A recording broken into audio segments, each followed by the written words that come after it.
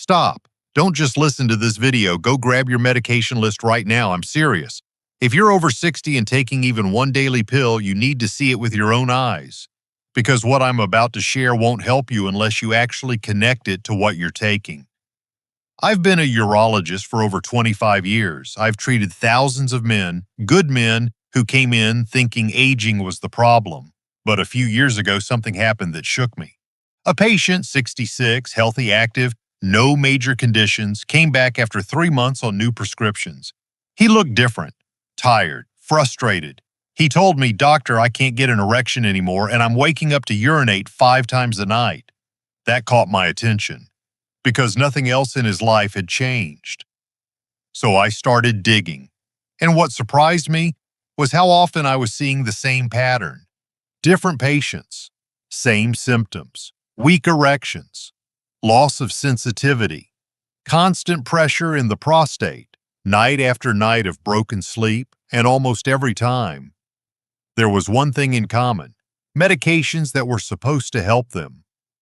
At first, I didn't want to believe it. I adjusted doses, switched drugs, tried supplements, lifestyle fixes.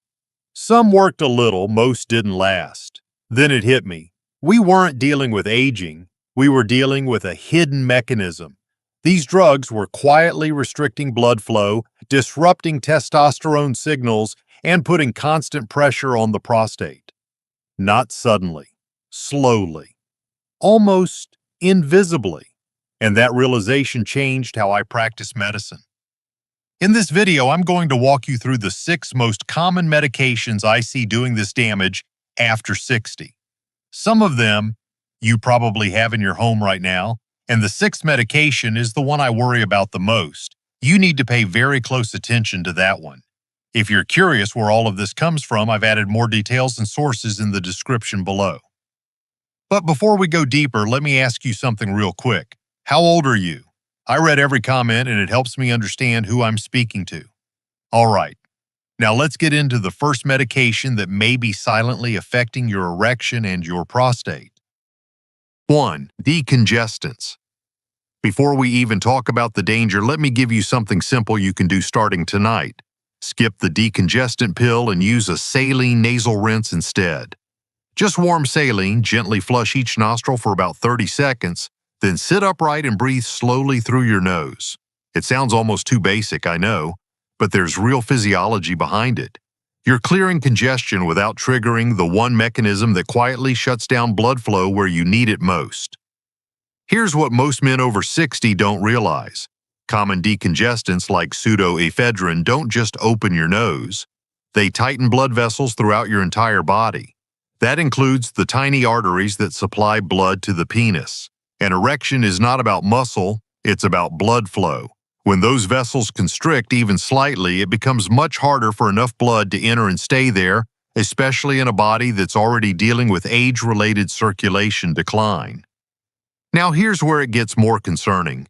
As men age, nitric oxide production naturally drops, which already makes it harder for blood vessels to relax.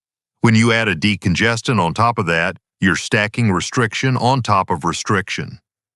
Some clinical observations have shown that vasoconstrictive drugs can reduce peripheral blood flow significantly within hours, and in older adults, even a small reduction can translate into noticeable erectile difficulty. And there's a second effect most people overlook. These medications can also increase urinary resistance by tightening smooth muscle around the bladder, neck, and prostate. So if you've ever noticed more nighttime urination or that pressure feeling after taking cold medicine, that's not your imagination, it's your prostate being pushed into a more irritated, constricted state. So here's the practical approach I give my patients. Use saline rinses once or twice a day during congestion, keep the air humidified at night, and if you absolutely need medication, choose non-vasoconstrictive options and keep the duration short, no more than 3 to 5 days. Over time, avoiding these constant vascular clamps helps restore more natural blood flow patterns. And many men notice not just easier breathing, but better morning firmness and fewer nighttime bathroom trips. It seems small, but these small decisions compound. And what you'll see in the next medication is even more surprising because it's something millions of men take every single day without a second thought. 2. NSAIDs. Before you reach for another painkiller tonight, try something most men overlook. Apply moist heat to the area for 15 minutes, then follow with gentle movement, just slow walking or light stretching. It sounds simple, almost old school, but both modern research and traditional medicine agree on this principle. Circulation heals, stagnation harms. When you rely only on pills like ibuprofen or diclofenac, you're not fixing the root. You're silencing the signal while quietly disrupting the system that keeps blood flowing where it matters. Here's the central mechanism you need to understand. NSAIDs block an enzyme called COX, which reduces inflammation, but at the same time, they also reduce prostacyclin, a compound that keeps your blood vessels open and your platelets from sticking together. So you get a double hit. Vessels tighten and blood becomes more prone to clotting. In younger men, the body can compensate, but after 60, when vascular elasticity is already reduced, this shift can noticeably decrease blood flow to the penis and increase pressure in the pelvic region. Now let's layer in the data. Studies have shown that diclofenac is associated with up to a 70% increase in cardiovascular events, while high-dose ibuprofen can more than double the risk of circulation-related complications. Another large analysis found that even short-term NSAID use can increase the risk of vascular constriction within the first weeks. And here's where it becomes relevant to you. What affects the heart's blood flow also affects erectile tissue because they rely on the same vascular pathways. There's also a second, often ignored effect: fluid retention. NSAIDs can cause the body to hold on to sodium and water, which increases pressure in the lower abdomen. In traditional Eastern medicine, this would be described as dampness accumulation in the lower burner. Modern science translates that into increased pelvic congestion. When you combine reduced blood flow with increased pressure, you create a synergistic effect that worsens both erectile function and prostate symptoms like nighttime urination or incomplete emptying. So what should you do instead? If you're new to this, don't stop abruptly. Start by reducing frequency. If you take NSAIDs daily, cut it to every other day for 1 week, then reassess. Use acetaminophen as a safer alternative when needed. Keep doses within recommended limits and pair it with non-drug methods like heat therapy, hydration, at least 1.5 to 2 liters of water per day, and light movement to restore circulation. Over time, this combination reduces reliance on medication while supporting natural blood flow and lowering pelvic pressure. Because here's the truth most men never hear. It's not just one drug causing the problem. It's how multiple medications interact inside your body. And the next one on this list does something even more subtle. It interferes with the very molecule your body depends on to create an erection in the first place. 3. PPI, proton pump inhibitors. Before you take your next stomach pill, try this first. Drink a small glass of warm water, take a slow walk for 10 minutes after your meal, and delay that pill just a little. It sounds almost too simple, but this step alone can reduce reflux pressure without shutting down a critical pathway your body depends on. Because the moment you take a PPI like omeprazole, you're not just reducing acid, you're starting a chain reaction that affects blood flow within hours. The key compound here is nitric oxide. This is the molecule that tells your blood vessels to relax and open, especially in the penis during arousal. Here's the simplified process. Your body produces nitric oxide from amino acids. It signals the vessel walls to dilate and blood flows in to create and maintain an erection. PPIs interfere with this pathway by increasing oxidative stress and reducing the availability of nitric oxide, which means even if your brain sends the signal, the body can't respond the same way. Now let's talk numbers. A large-scale analysis involving millions of patients found that long-term PPI use was associated with up to a 21% higher risk of vascular-related events, and another study observed measurable endothelial dysfunction, basically reduced vessel flexibility, within weeks of continuous use. Some lab data even suggests that nitric oxide activity can begin to drop within hours after dosing, which explains why some men notice subtle changes in energy, circulation, or firmness much sooner than expected. And here's the part most men miss. Nitric oxide isn't just about erections. It affects stamina, oxygen delivery, even how energized you feel during the day. When this pathway is suppressed, you may feel more fatigued, less responsive, and slower overall.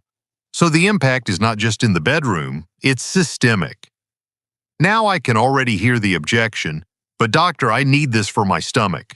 And you may, short term. But here's the reframe. Mild rebound symptoms when reducing PPIs, like slight discomfort, are often a sign your stomach is relearning its natural balance. That's not damage. That's recovery in progress. So here's how to approach it safely. If you've been taking PPIs daily, start by stepping down to every other day for 1 to 2 weeks, then transition to on-demand use only when symptoms are severe. Support your digestion with smaller meals, avoid lying down within 2 hours of eating, and consider adding magnesium-rich foods to support vascular function. Over time, you'll not only reduce dependence on the medication but also restore the nitric oxide pathway your body relies on for circulation and performance. Because what comes next goes even deeper. It doesn't just affect blood flow. It directly hijacks your nervous system and changes how your brain communicates with your body. 4. Stimulants. This might sound a little unusual at first, but if you rely on stimulants, coffee, pre-workout, or focus pills, try this instead. Step outside in the morning light, take 10 slow breaths, and drink a glass of water before anything else. It feels almost too simple compared to a pill that promises instant energy, but what you're doing here is resetting your nervous system without forcing it. Because stimulants don't give you energy. They borrow it, and they do it by pushing one key compound, adrenaline. Here's the deeper mechanism. Stimulants flood your system with adrenaline, which activates the sympathetic nervous system, the fight-or-flight mode. That triggers a cascade. Adrenaline increases, cortisol follows, blood vessels constrict, and nitric oxide signaling is suppressed. So even if your body wants to relax and allow blood flow for an erection, it's being overridden by a constant alert signal. And this doesn't just affect large blood vessels, it also reduces microcirculation, the tiny capillary flow that nourishes nerves and tissues.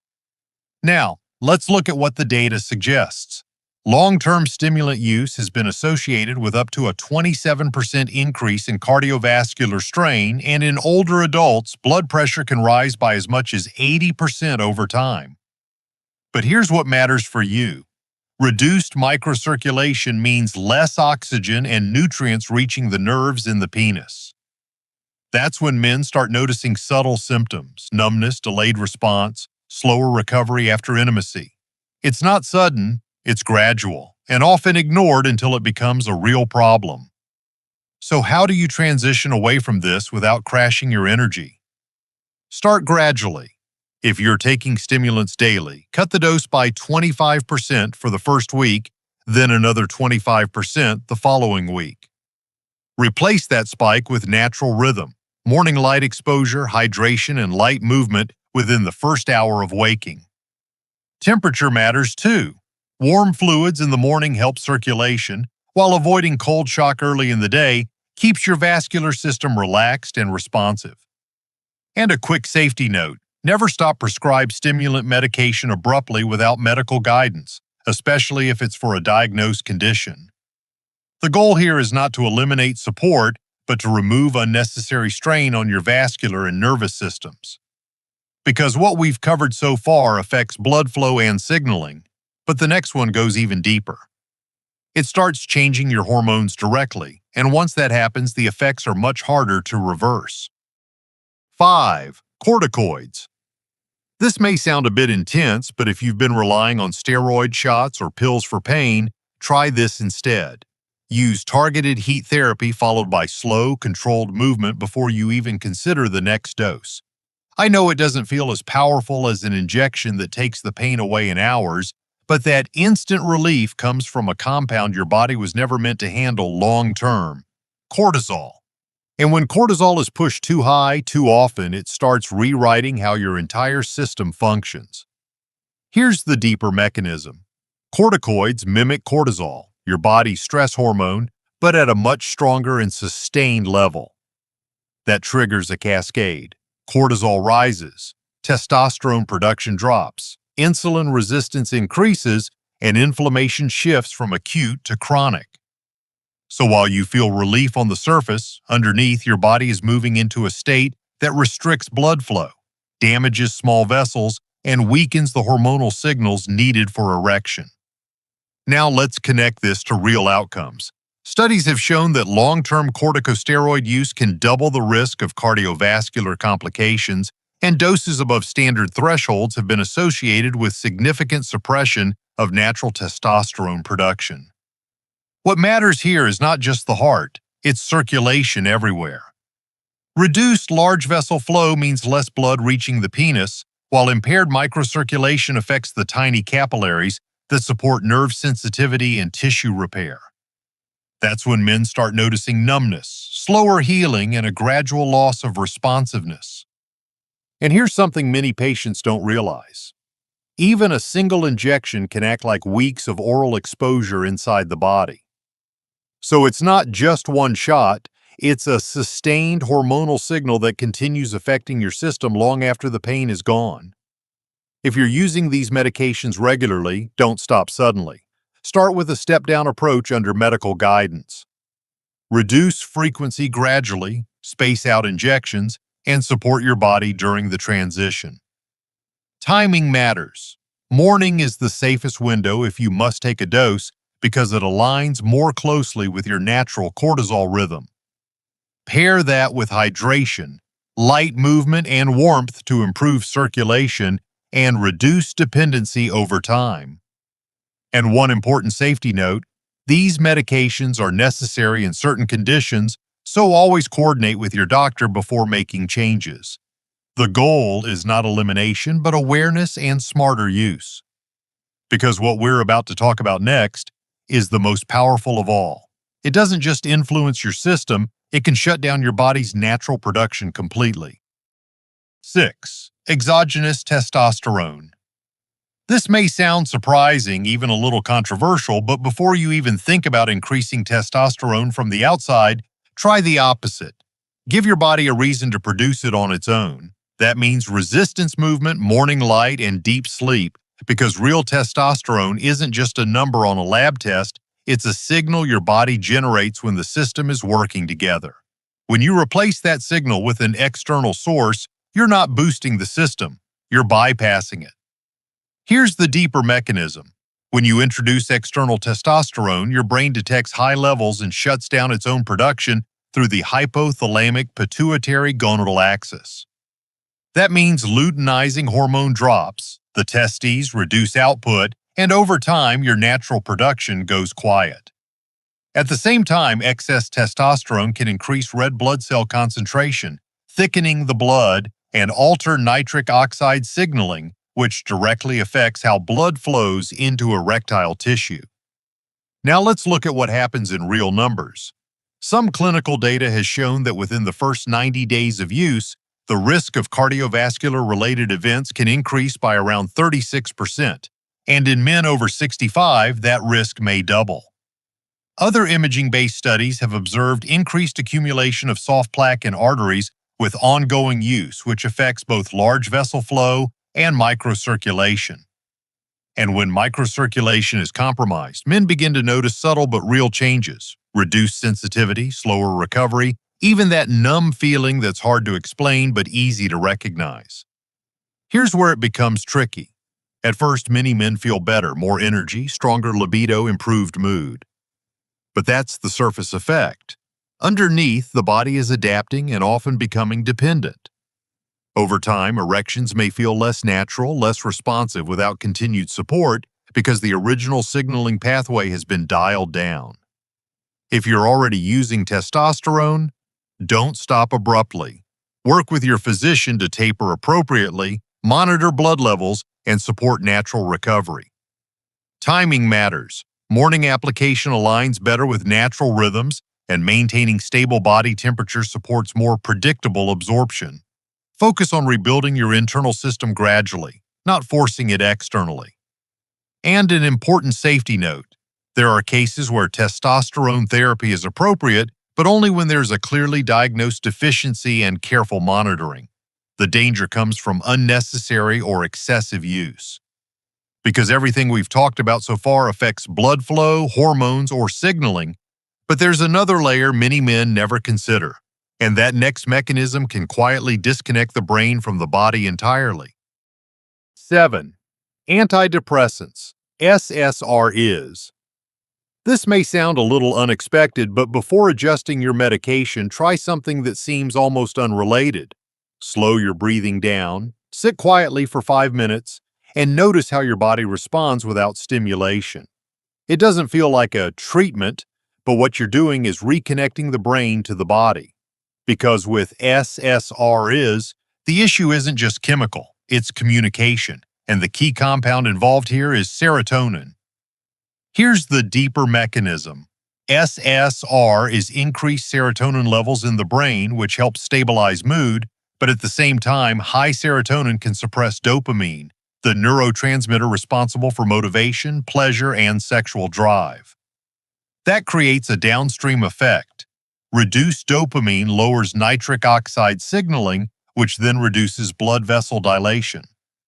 So you're not just affecting mood, you're altering the entire cascade from brain signal to vascular response, including both large blood flow and microcirculation. Now let's look at what we see clinically. Sexual side effects have been reported in up to 60 to 70% of patients using SSRIs, and in older adults that number can feel even higher because baseline sensitivity is already reduced. Some studies also suggest that long-term use can affect nerve signaling speed and peripheral sensitivity, which is why men describe symptoms like numbness, delayed response, or a lack of natural arousal even when the desire is mentally present. And this is where it becomes very real. When microcirculation is reduced and nerve signaling is dampened, tissue response slows down. Healing takes longer. Sensation becomes dull. And over time, the brain starts to learn that the signal doesn't produce the same result, which reinforces the cycle. If you're currently taking an SSRI, do not stop suddenly. That's important. Instead, work with your doctor on a gradual adjustment if appropriate. Some patients benefit from timing the dose earlier in the day to reduce nighttime impact, while others respond to careful dose reduction over weeks. Supporting factors matter. Warm body temperature, regular movement, and consistent sleep all help maintain better circulation and signal flow. And a quick safety note, these medications play a critical role for many people, and mental health always comes first. The goal here is awareness, not fear. Because what we've covered so far involves blood flow, hormones, and brain signaling. But the next and final piece is something even more foundational. It affects how pressure builds inside the body itself, and once that changes, everything above it starts to struggle.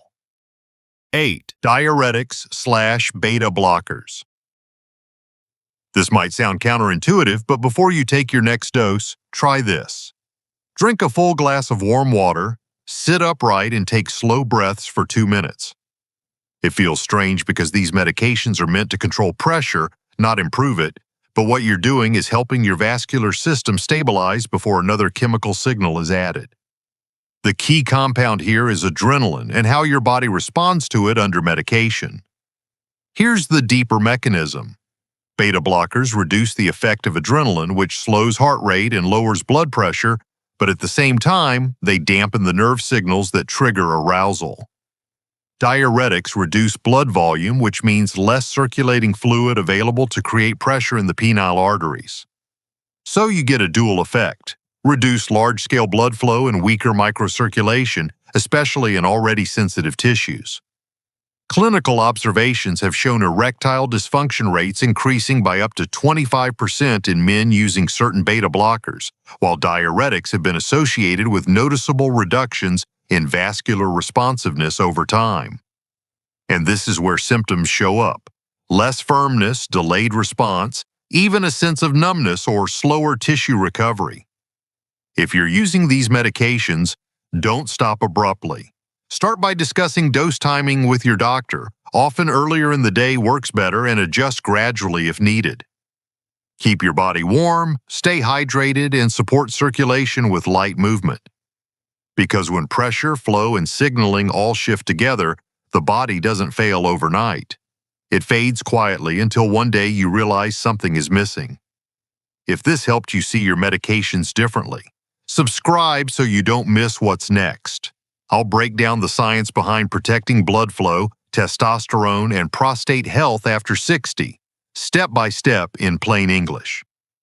Thanks for being here, and take a moment today to review what you're taking.